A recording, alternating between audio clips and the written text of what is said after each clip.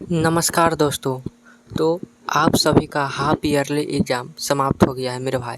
तो अब यह पता चलना ज़रूरी है कि आपने प्रत्येक विषय में कितना क्वेश्चन ऑब्जेक्टिव सही किया मेरे भाई। तो आज मैं इस वीडियो में हिंदी का पेपर लाया हूँ मेरे भाई, हाफ ईयरली एग्ज़ाम वाला।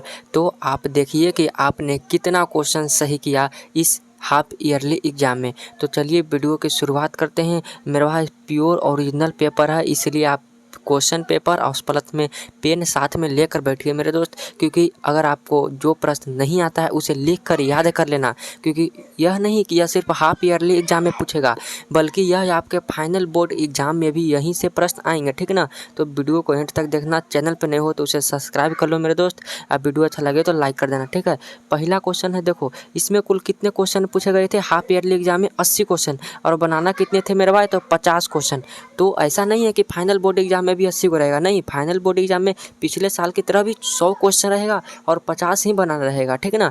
तो आओ मेरे भाई, पहला प्रश्न आपके सामने है कि निम्न में से कौन भाववाचक संज्ञा का उदाहरण है? पहला संज्ञा से प्रश्न आ गया है, तो भाववाचक संज्ञा मिठास हो जाएगा मेरे दोस्त। सी आंसर बिल्कुल सही है, ठीक है। निम्न में कौन समूहवाचक संज्ञा का उदाहरण है? समूहवाचक संज्ञा का उदाहरण कौन है? गुच्छा है। सिंधु किस संज्ञा का उदाहरण है? तो सिंधु मेरे भाई एक नदियों का नाम है, तो नदियों का नाम एक व्यक्तिवाचक संज्ञा में आता है, ठीक है। लास्ट चौथा क्वेश्चन है, लोहा किस संज्ञा का उदाहरण है? तो मेरे भाई याद रखना, ठोसों का नाम, ठोस जितने भी होते ना, ठोस, लिक्विड, द्रव्य, वे सब द्रव्यवाचक संज्ञा में आते हैं। बी आंसर बिल्कुल सही है। अगला क्वेश्चन है, निम्न में कौन ह्रस्व स्वर है? ह्रस्व स्वर कहने का मतलब है जिसके उच्चारण में कम समय लगे। ह्रस्व स्वर की संख्या 4 होती है। कौन होगा? अ, हर्षई, हर्षऊ और री, ठीक है। ये सब जो है दीर्घ स्वर आते हैं। जिसका खंड न हो उसे क्या कहते हैं? मतलब आपने वर्ण वर्ण का परिभाषा पढ़े हैं। वर्ण उस मूलध्वनि को कहते हैं जिसका खंड या टुकड़ा न कर सकते हैं, उसे वर्ण कहा जाता है। अगला प्रश्न है, निम्न में कौन द्विगुण व्यंजन है? द्विगुण व्यंजन में अर और अरह होते हैं। बी आंसर बिल्कुल सही है। नेक्स्ट है, निम्न में कौन संयुक्त स्वर नहीं है? संयुक्त मतलब वह जोड़ा नहीं है मेरे भाई, वह किसी के जोड़ने से नहीं बना है। जैसे में ए की बात करें तो अ प्लस हर्षा ई के मिलने से बना है ए, और दीर्घ ये किसके मिलने से बना है? तो अ प्लस ए से मिलने से बना है ए,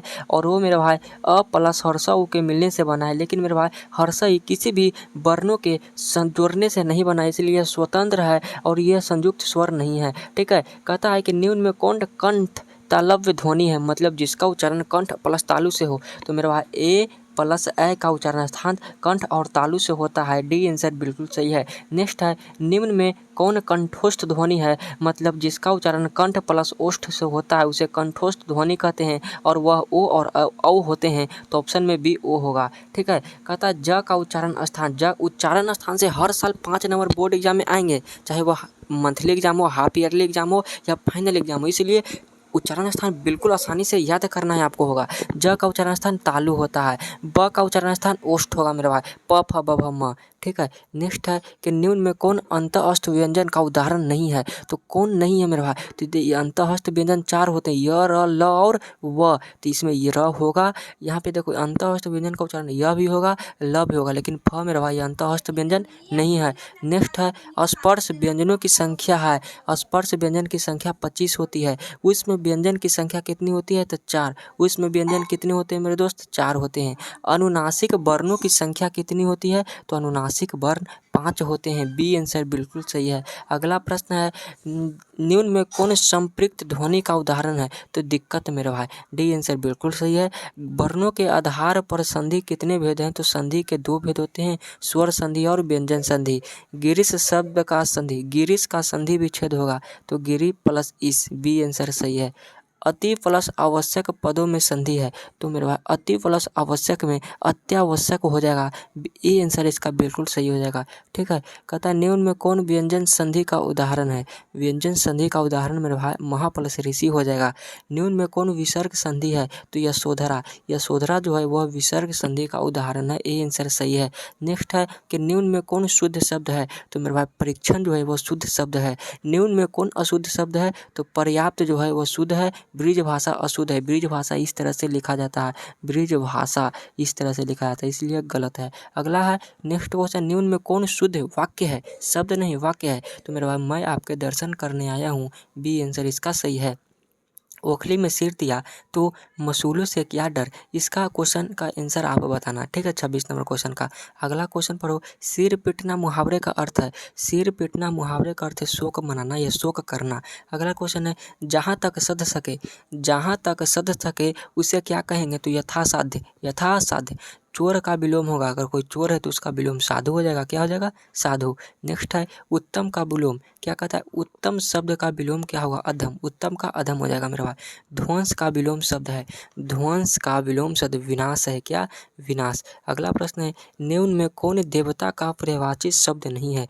देवता का पर्यायवाची शब्द कौन नहीं है, तो प्रकंपन जो है वह देवता का पर्यायवाची शब्द नहीं होता है।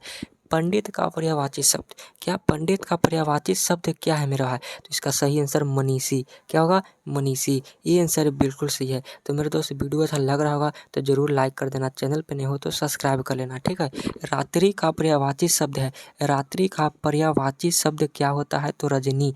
नेक्स्ट है कि रोहित कल विद्यालय नहीं गया क्योंकि उसे देर हो गई थी। यह किस वाक्य का उदाहरण है, तो मेरे भाई इसमें मिश्र वाक्य है। सी आंसर बिल्कुल सही है। जिस समास का पूर्व पद संख्या बोधक हो वह द्विगु समास कहलाता है।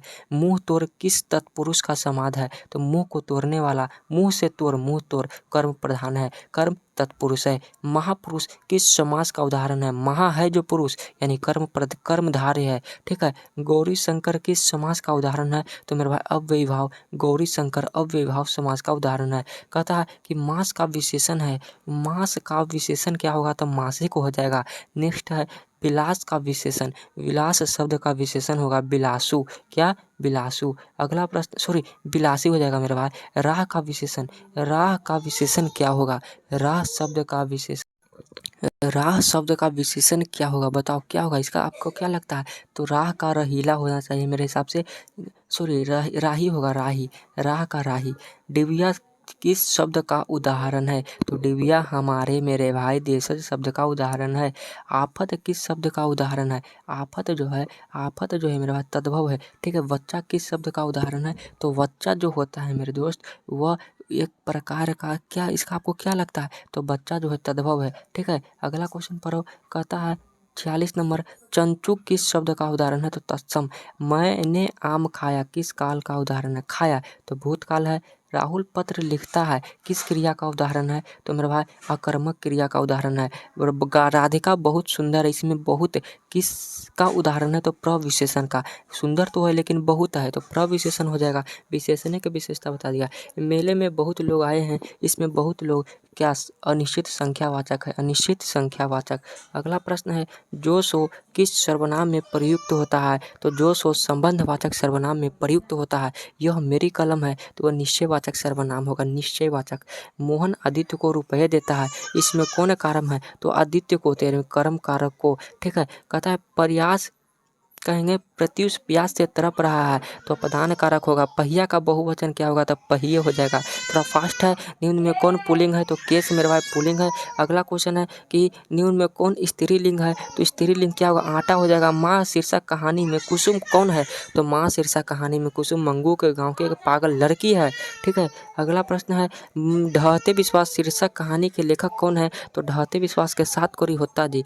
दही वाली मगम्मा शीर्षक पाठ है, मगम्मा की बहू का नाम है नजम्मा। अगला क्वेश्चन पढ़ो। ढहते विश्वास कहानी शीर्षक कहानी के केंद्र में कौन सी समस्या वर्णित है, तो बाढ़ की समस्या वर्णित है। सी आंसर बिल्कुल सही हो जाएगा। भारत माता शीर्षक पाठ के रचयिता कौन है, तो मेरे भाई भारत माता के लेखक है सुमित्रा नंदन पंत जी। जनतंत्र का जन्म शीर्षक पाठ की विद्या कैसी है, तो कविता है। ये आंसर बिल्कुल सही हो जाएगा मेरे भाई।